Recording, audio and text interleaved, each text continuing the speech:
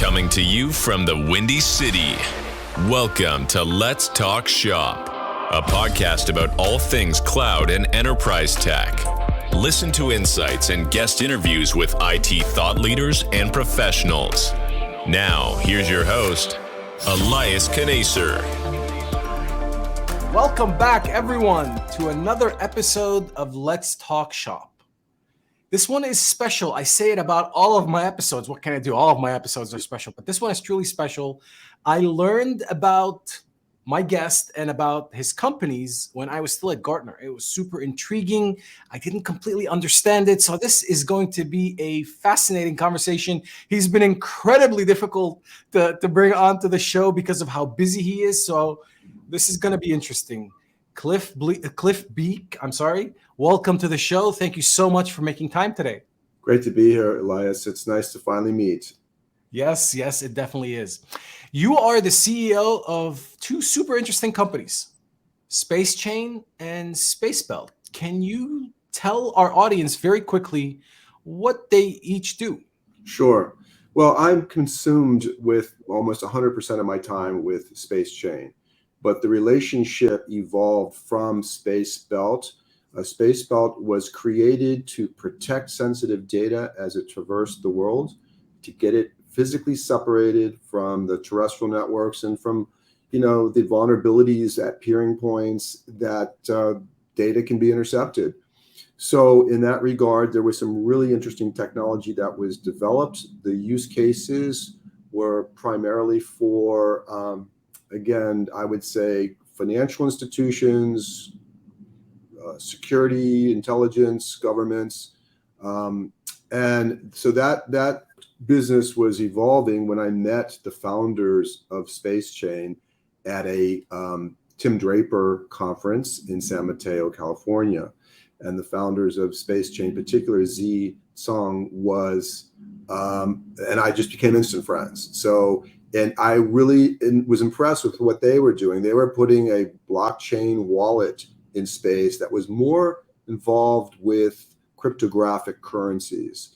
So the models were very similar. I mean, they were putting individual processors on board of low Earth orbit satellites, and SpaceBelt was actually creating a constellation of 9 to 10 low Earth orbit satellites with some really innovative technology and capability. So that's where our paths met, and that's how we started the friendship and how I became the CEO then of SpaceChain.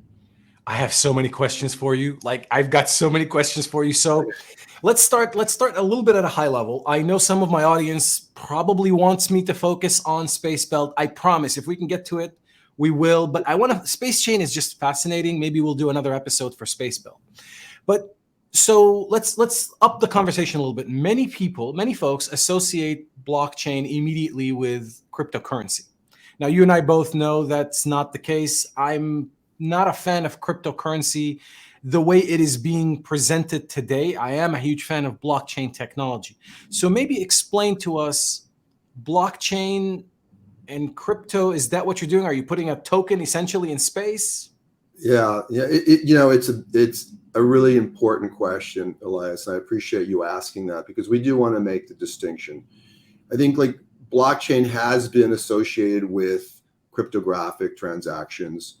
But quite frankly, I mean, the capability of having that blockchain layer of technology, it's a Web3 safe, secure, I would say, capability that enables transparency into a transaction. So that's the most important thing. So the use cases have been financial driven in the beginning.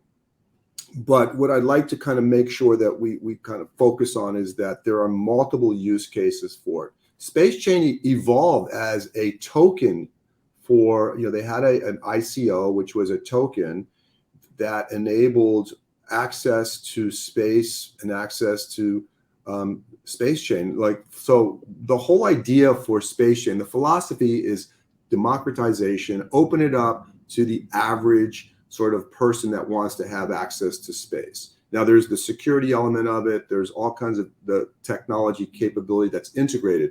But what we want to differentiate ourselves against a cryptocurrency use case is that the token that we've developed, where they developed as a nonprofit foundation, was really for the holder of that token to have access to space, so that you could use that token to access services that SpaceChain has. It's not a get-rich scheme or something like that.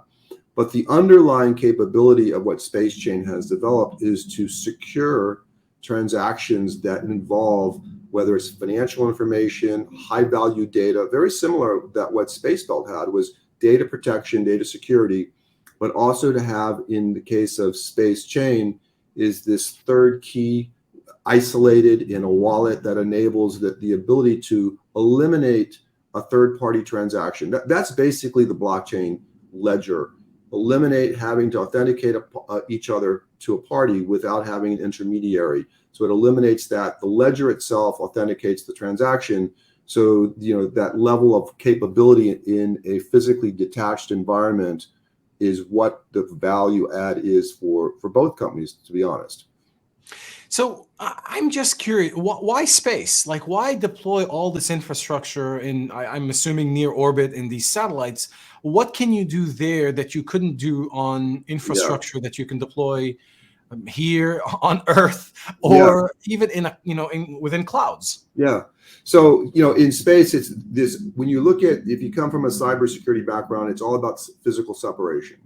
The terrestrial network has lots of vulnerabilities. It's a global network that has peering points, interconnections between various, public infrastructure, and they are vulnerable to unauthorized access to, moving traffic, spoofing routers and routing tables to nefarious locations, and to pick up data that's like unauthorized for that particular user. So space creates that ultimate sort of separation, but it also creates a global network.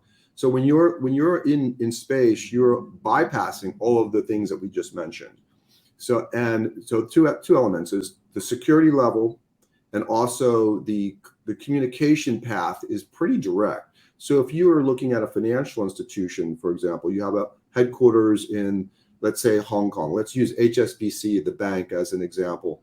And you're putting together a transaction through a SWIFT account. You're going into the UK or London. You're going through multiple types of infrastructure to get that done. And again, there's lots of VPN services, and there's some interesting capability that allows them to protect that data.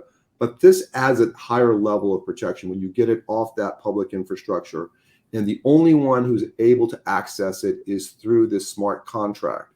Those smart contracts, when we talk about the Web3 blockchain foundation, is immutable. You can't change it. It's timestamped. Every block along that transaction ledger has a timestamp on it. And if there's any type of impairment to that and it doesn't line up, the transaction's void. And everyone who participates on that distributed ledger can see exactly where that sort of chain of custody is, if you will.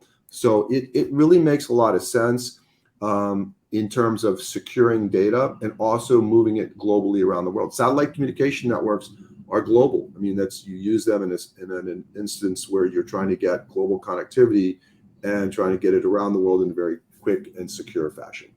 So I was going to ask you about that. So I'm assuming that there's an element of speed of that we couldn't otherwise get.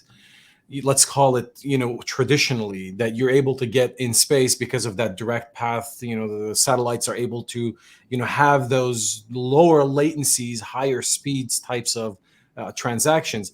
Now, so how would that work? So, for instance, I'm sure you're familiar with the crypto project Ripple, which is aiming to also replace, the SWIFT transactions and the banking transactions. Right. But they're using still traditional infrastructure. So is that something similar, but with added security, increased speed?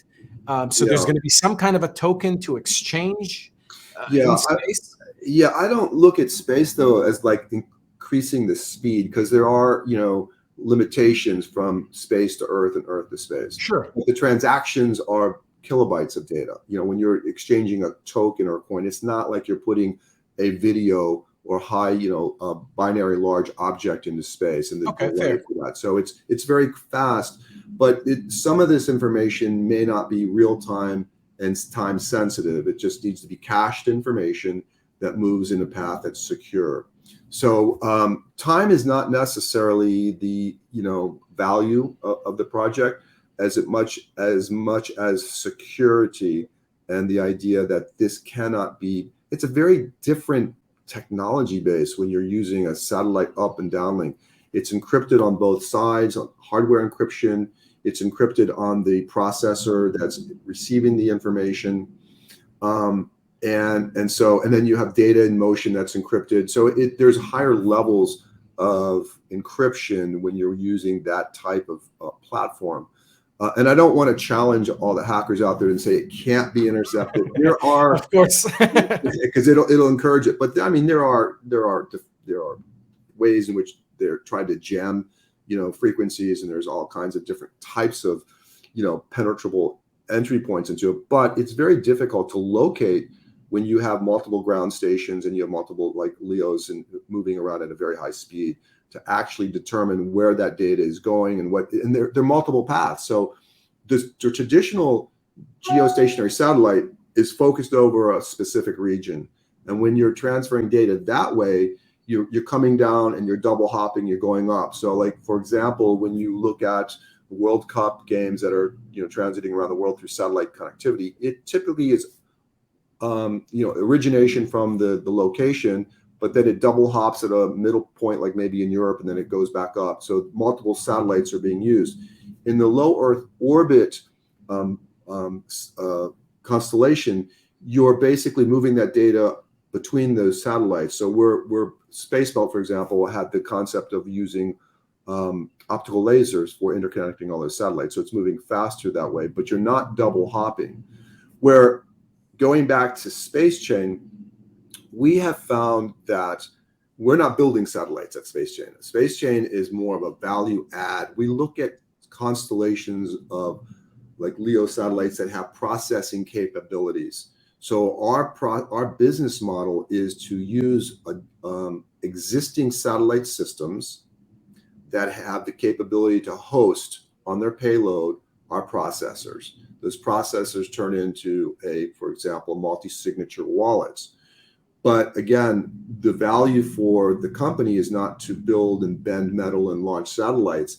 There's last count, maybe 3,000, 4,000 low Earth orbit satellites planned to be into orbit, and probably as many of those already there between Starlink, Iridium, and Spire Global and others. So what we do is we're looking for the maximum capability to put our processors and our board into a shared payload that creates a decentralized network. So blockchain is mostly about decentralization, not going through a central server or going through a central point that has complete control over the transaction. So we were asked quite a bit, well, what is your business model? Our business model is pretty clear. There's satellites in orbit. We have a platform that we've developed for our customers to put that node into existing satellites or newly launched satellites. We don't own the satellites. We basically purchase a co-share payload. And the example I would give is what we did for a blockchain called Velas out of Switzerland. We put it into a Spire Global low Earth orbit satellite. That particular satellite service provider was chosen because they had a processor called Sabertooth that enabled us to leverage the capacity on that satellite to deliver a product for our customer. So it's a value add. And then going forward, the business model for us is to expand that and put it across every low Earth orbit satellite in space to create this adjacent value for not only the service provider, but certainly for our customers. Fascinating. So we talked a lot about the security application. We talked a lot about the financial use case for this type of technology. Are there other use cases that you foresee this will apply to, whether it's something you're currently supporting or something potentially you're thinking about? Yeah, great question. It's important because the early adopters, as we pointed out, were cryptographic currencies and exchanges that involve financial transactions. We have looked at, for example, carbon credit trading between counterparties, leveraging and monetizing, for example, the ability for each party to have some type of awareness into the contract and the physical contract or the physical asset that they are contracting for.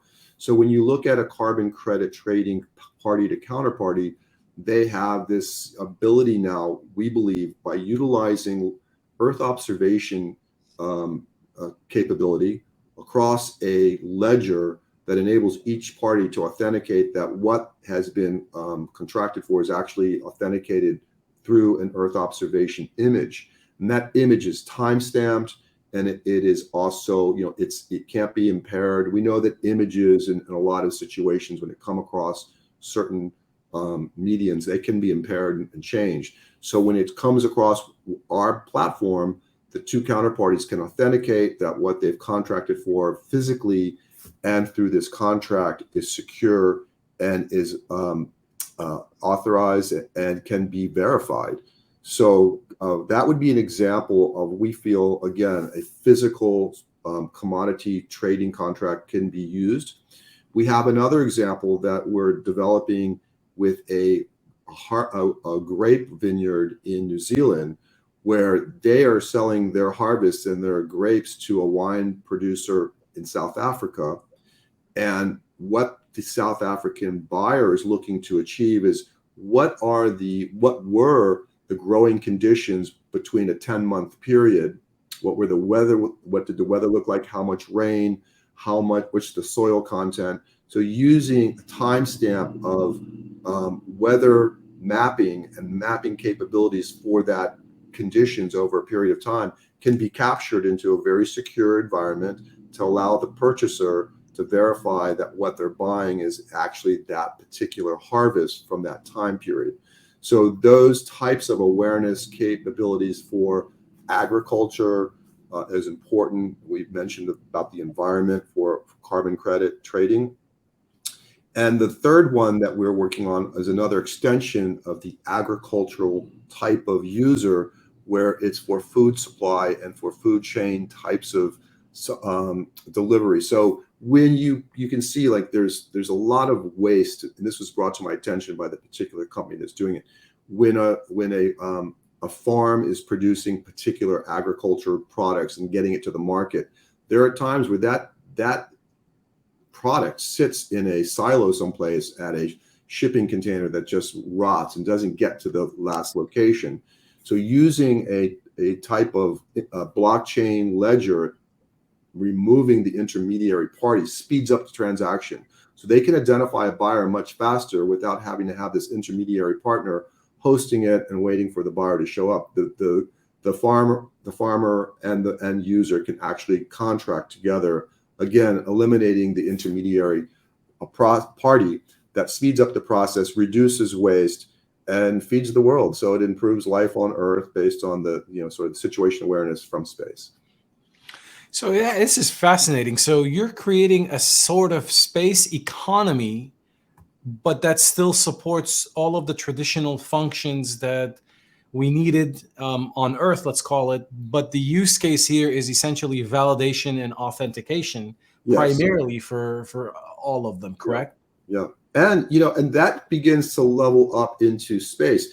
One of the most important critical elements of space communications is verifying this sort of trustless environment between getting instructions from a ground network operating center or a SOC to your satellite to make sure that origination point is who you're thinking it's coming from.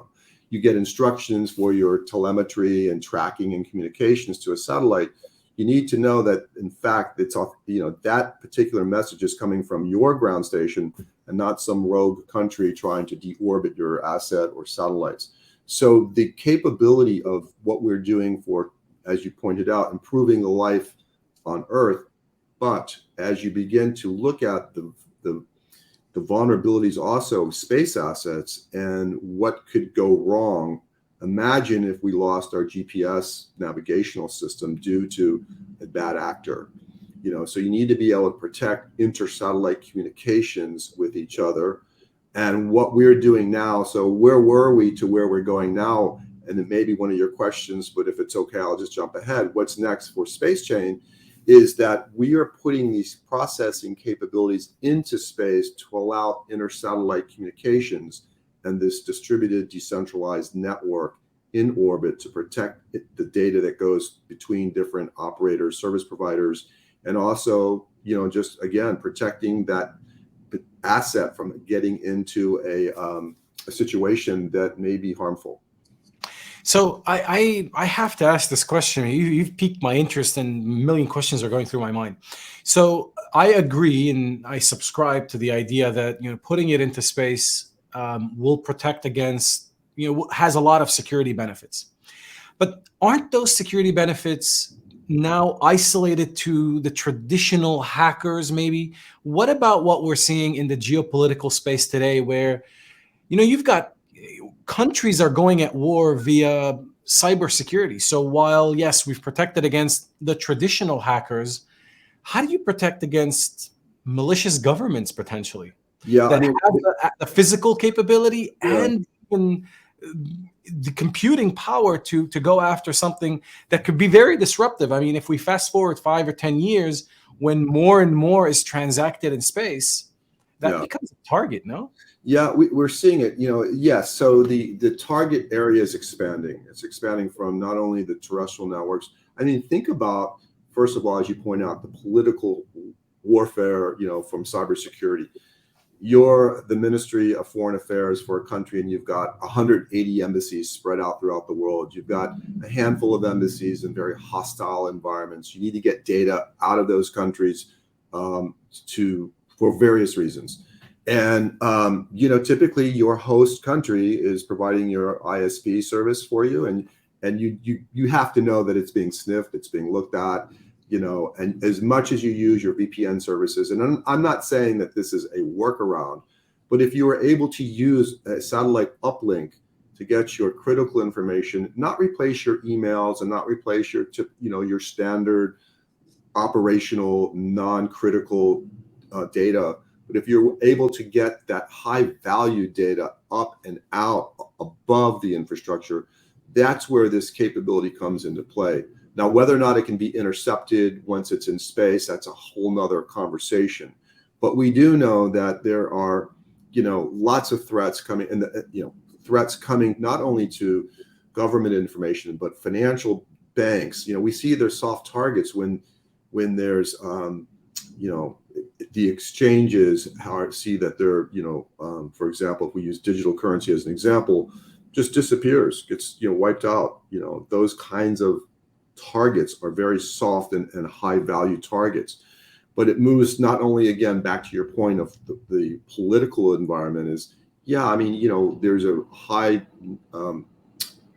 priority for getting certain information back to various locations without it being intercepted.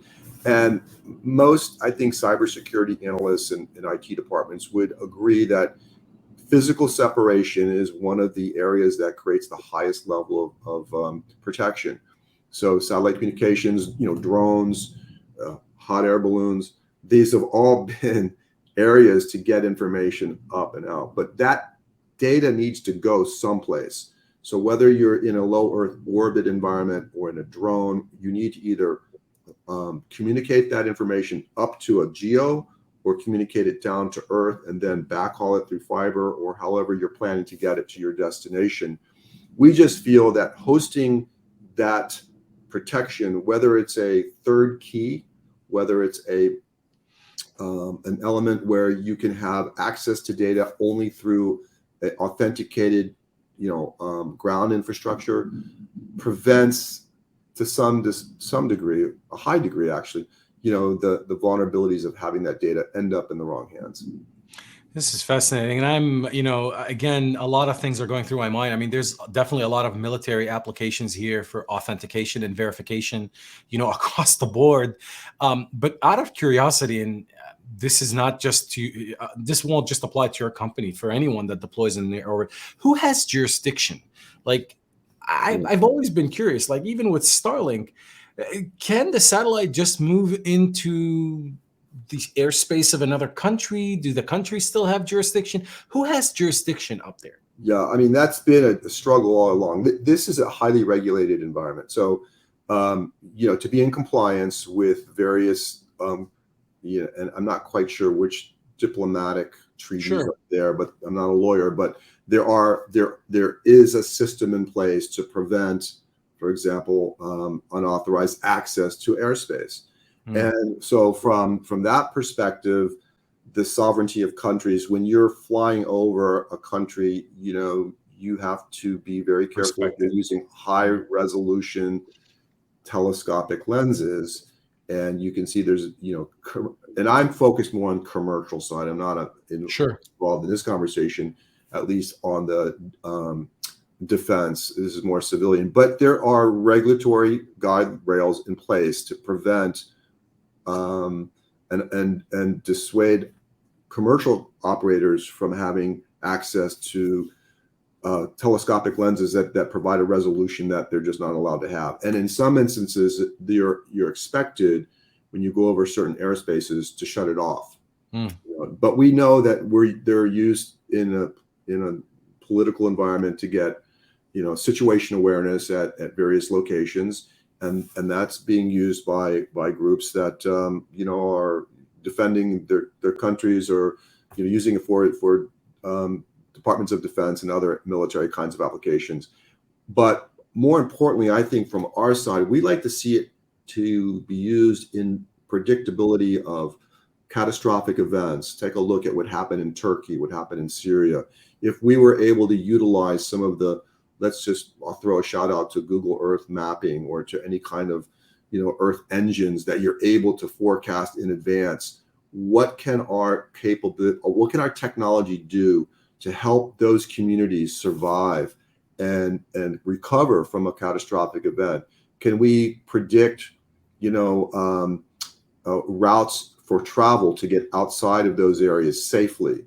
Can we predict and help direct, humanitarian efforts to get into those countries? So our focus is more along those lines. Yes, I mean, we can have conversations about defense and military, but that's not where we are. Our focus is really on humanitarian kinds of services. We want to provide access to space to the average user, not just, when I say average, I mean everybody. This democratization is a word that we see in our industry that's used, and maybe used too much. But the truth is, like, if you're a university student, or in lower school or upper school, and you want to do a project and research something about the Earth or space, giving access to that individual, and not just having to have access because you're part of a very large government NGO or something. So what we're trying to do is use our capability and our technology for things that are of interest to promote the well-being of our countries as a global entity, and provide, again, security, eliminate food shortages, look for ways for improving the environment through carbon credit trading, and the areas of just getting access to space as it starts to grow. So I hope that answered your question. It definitely is. I have a charity that's near and dear to my heart, that is using something similar, or that's working towards this, called Charity Water. I don't know if you've ever heard of Charity Water. Charity Water's mission is to go around underdeveloped countries and drill water wells and see the impact that fresh water has on communities. Their mission is fascinating. Right. I'll link, for those of you that are interested, to an episode I did with Charity Water.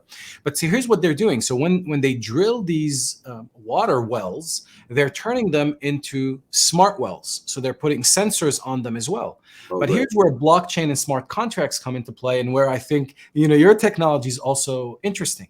They want to be able to also maintain these wells. So let's say something happens with a well, something broke. They want to be able to dispatch some local technician to go to that well, fix the well. And then there would be a smart contract associated with it. Once they're able to verify that the work has been done, they release the funds to this person that did the work. So even a charity is able to take advantage of I love this that. type of technology. I love that example. I mean, you can't take for granted what water means to the world. I've worked on projects at the Asian Development Bank, and I've learned about what just the basic desalination of Amazing. water and what it means to the world. So I love that idea. That was something that we would love to work with you on that as from SpaceChain. We would love that. That's the type of application and use case that makes a lot of sense for us. Yeah. So let me ask you this. How hard have you found it to convince people of this? Has it been hard? Have they been able to receive it and understand it easily? Are some verticals understanding it better than others? Like when you go to a winery, these folks are usually, now I know technology is infiltrating everywhere, especially sensors, and there's a lot of benefits, but you go to these wineries and will they understand the importance of something like this, or are you having difficulty explaining it? Yeah, well, with the case of the winery, you have to get there before they start tasting it, and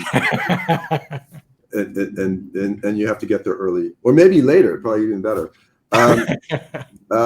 Yes and no. So I felt that we were always ahead of our time in what we're trying to do, but it comes down to commerce. I mean, if you can speed it up for an individual, and they can see that what you're doing makes sense for them, and then there's a trade-off, cost reward. Can I attract more business? Can I go through the traditional ways in which I would need to get that information dispersed and verified, and add that layer of trust and avoid the sort of any of the man in the middle threats to my contracts? I think it makes sense. It just comes down to a cost benefit. A lot of people are risk averse when it comes to satellite, because satellite communications is a high risk business. And so getting through to them what we're trying to do, it may not kind of rip out all the infrastructure that they already have had over the period of time, because something like a harvest for grape is a very physical kind of process. But taking it to the market and being more open to a global market resonates. And I think that convincing them that it's more than just satellites, or can be used for more than just sensors, more than just GPS, more than just communications and all your traditional types of use cases, it becomes interesting for them. So again, it's a cost reward type of analysis, and how much is this going to cost us? And so that's the whole idea, is getting enough scale that anyone can get access to this technology, not just the large government contractors who are using it for various other purposes. So, and we're getting there. I mean, I think we're getting there because of the groups who have increased our launch capability. I mean, one of the obstacles has always been getting your assets into orbit. The cost per kilogram is coming way down. It's time consuming at the launch pad, if it's weather driven, and there's other things. But in terms of bringing down the cost to getting into orbit, has been, that's been it's dramatic what's come into the market. I mean, we see what SpaceX is doing, Relativity, Rocket Labs. I mean, there's a host of groups, Virgin Orbit. There's a host of groups that have brought down that cost per kilogram and given groups like us access to space at a price point that wasn't there 3 or 4 years ago. That's fascinating. I want to ask you about price, but I'm running out of time, so I want to come down to last few questions. So what about the ecosystem? Any technology that is really going to go mainstream at some point needs a marketplace, needs an ecosystem. Who are the active ecosystem players that you guys work with? How do you see that ecosystem developing? Yeah. I mean, we go through, for example, we go through a logistic integrator. And if I can, I'd like to plug them. Please. NanoRacks has been instrumental for us pulling together everything that we needed to get our operating nodes at the International Space Station, for example. You go to them, they plan the mission, they find the launch for you. So they're an all complete service for that. In terms of, so from that logistic, physical, getting you into orbit, they've been tremendous for us. From the component level, we look for, our boards that we put into the payloads that we use. Space hardened processors are available. There's there's so many different groups out there that we use. It makes a lot of sense to just like look at, who are the leading motherboard producer. It's not really a motherboard. It's a processor that's space hardened that sits inside of this space hardened container that we use. So I would say STL out of Singapore, Raymond Space. There's just so many wonderful groups that have been very supportive of us. And I'm sorry if I'm missing someone because I'm trying to get this in quickly before we end. I don't want to have a couple emails later. Oh, you forgot to mention. So I just think that for us, I guess overall, it was NanoRacks and their team that has put us together into this environment for launch services. And so it's a growing industry, and there are many others, but they have been really for us they've been rock stars for us. So folks that have been listening to this and are probably thinking this is great, but the price to entry might be very expensive. I don't need pricing here, but when you compare what it would cost to leverage your technology versus using something in a cloud provider or some other blockchain capability, is it a barrier to entry from a price perspective for enterprises, organizations, et cetera? The average. Yeah. I mean, it's not for us. I mean, we've got a system down. Like I said, we don't build satellites. We don't launch satellites. We're a rideshare. So we're take a fraction of the cost, and we put the value on the actual platform that we've developed. So, without naming numbers, because I want to be careful, but it's a fraction of the cost of launching your own satellite. And that's what is attractive to the financial markets that look at us in terms of we haven't raised any outside capital, but we were looking to raise capital eventually. All of our funding has come from non-financial institutions. It's come from customer contracts. So we've been extremely market focused in our approach to developing services, not like we're out there developing something that our engineers came up with an idea.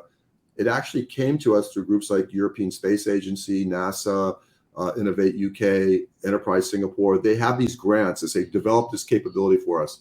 And then we've used that for customer agreements. But our costs, our technology development has been prepaid.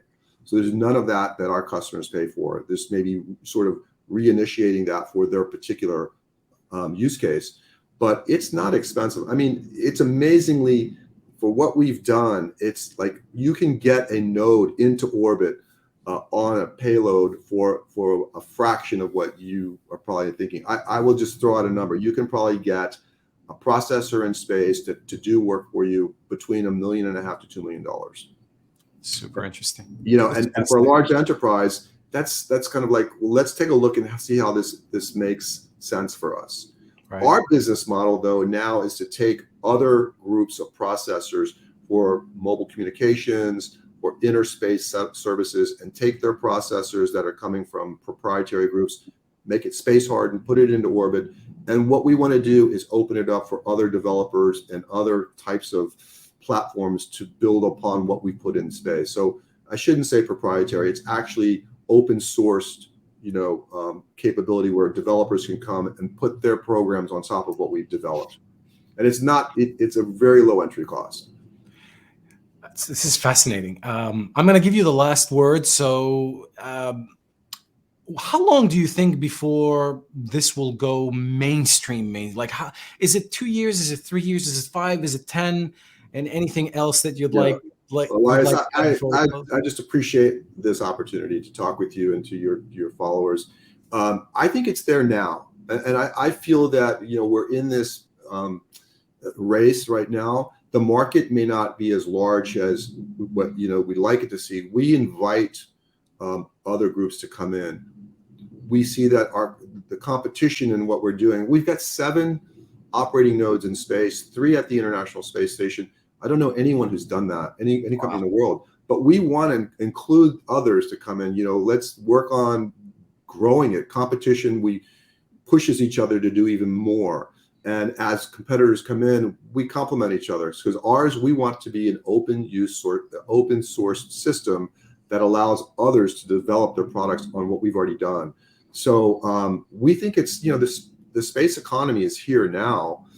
It's going to be fascinating to see where it goes in the next 3-4 years, and I hope we're all here to enjoy it. But so it's here now, and we're sort of at that part of it that's really exciting, and so I live, eat, breathe space economy every day. Cliff, it's been eye-opening. It's been fascinating to learn more about what you're doing. Best of luck. Folks, we're going to have to bring Cliff back for a part 2. Maybe we'll talk about Space Belt in that episode. Sure. Maybe we'll have something else, but this was truly fascinating. I wish you, SpaceChain, all the luck. I'm going to be following this space closely. I mean, you've brought up some things that I haven't even thought about. So thank you so much for making time today, and we look forward to seeing you again soon. My pleasure. Thank you so much. Take care.